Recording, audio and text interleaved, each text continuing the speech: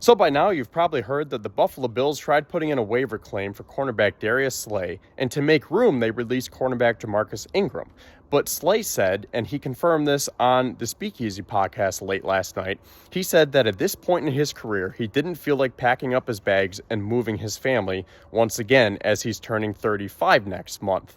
He did speak very highly on the Bills, and he said it's not a bad fit. It was just bad timing. He also said that it's cold as hell in Buffalo right now. And Darius, let me just tell you that it is a beautiful day in Western New York, and it's not that much better in Pittsburgh, Philadelphia, or Detroit for that matter. So I don't think losing a boundary depth CB4 is that big of a loss, because hopefully the Bills don't have to go that far down on their depth chart this year. But the optics are just not good because the Bills created a hole on their roster when they didn't have to. They put this hole on their roster thinking that the guy was going to come here just for him to say that he didn't want to come here.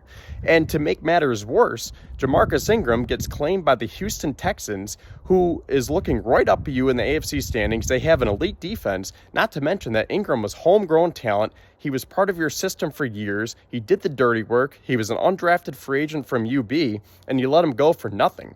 So this isn't the worst situation, but it's not ideal. And a situation like this gets amplified when you take into consideration all the poor roster decisions that Brandon Beane has made this past season and all the poor circumstances that the Bills have had to go through between the injuries, the wide receiver room, the contract extensions, and the signings and now these players are just underperforming.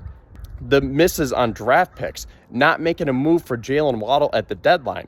It all adds up, and now this could be the cherry on top.